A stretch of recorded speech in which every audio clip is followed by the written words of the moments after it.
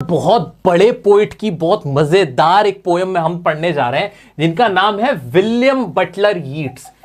William Butler Yeats क्या कह रहे हैं? वो कह रहे हैं आई विल अराइज, भाई मैं जागूंगा उठूंगा एंड गो नाउ। मैं जाऊंगा कहां है? गो टू इनिस्फ्री, मैं इनिस्फ्री जाऊंगा। इतना क्लियर हो गया? हाँ भाई साहब जाओ इनिस्फ्री। क्यों जाओगे? And a small cabin build there of clay and wattles made, मैं वहां एक मिट्टी से टूटे फूटे पत्थरों से एक घर बना लूंगा छोटा सा। 9 bean rows will I have there, 9 bean के रोज, सेम के जो रोज होते हैं, सेम होते ना बीन, उसके मैं 2 रोज से ऐसे ऐसे घर बनाऊंगा। A hive for the honey bee, और हनी बी जो मधुमक्खी के छत्ते के लिए एक हाइव भी बना दूंगा। ठीक है, बुक का नाम भी बी हाइव है ना तुम्हारे। And live alone in the bee loud glade, और वहां पे अकेले रहूंगा। ठीक है, and I shall have some peace there, मैं वहां क्यों जाऊंगा? क्योंकि मेरे को वहां पे पीस मिलेगा, शांति मिलेगी।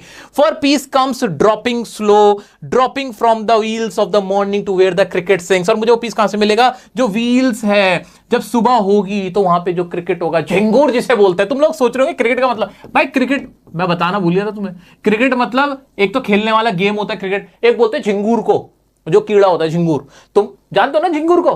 जानते हो किसी झिंगूर को? हाँ झिंगूर, ठीक है। तो झिंगूर के जो कड़क की आवाज से आती है ना, उससे मेरी सुबह होगी। There midnights all a glimmer and noon a purple glow, और जो आधी रात होगी वो चमकदार होगी, ग्लिमर होगी, और जो दोपहर होगी वो पर्पल ग्लो होगा, उसमें तारीफें। And evenings full of the linnet's wings, linnets एक पक्षी का नाम है, भूरे रंग का एक पक्षी होता है, वहां बहुत सारे पक्षी होते हैं, उनके पंख फैले हुए होंगे। यानी जो उसकी आधी रात होगी, मिडनाइट होगी, वहां पे हल्का हल्का सा प्रकाश होगा, हल्की हल्की रोशनी होगी, फिर नून में पर्पल कलर का ग्लो होगा, और फिर इवनिंग में बहुत सारे पक्षी होंगे, वो वहां पे नजर आएंगे। तो ये सारी बातें बता रहे हैं कौन? हमारे विलियम बटलर यीट्स। ओके आगे बढ़ते हैं। I will arise and go now, मैं उठूंगा और जाऊंगा। For always night and day I hear the lake water lapping with low sound by the shore, किनारे से ठपक ठपक की आवाज आएगी पानी की, वो मैं सुनूंगा। Okay, while I stand on the roadway और on the pavements grey, I hear it in the deep heart's core। और ये सारी बातें ना, ये सारी जो मेरी लॉन्गिंग्स हैं, डिजायर्स हैं, मुझे ऐसा लगता है मेरे दिल में, जब मैं रोड पे खड़ा हुआ होता हूं, जब मैं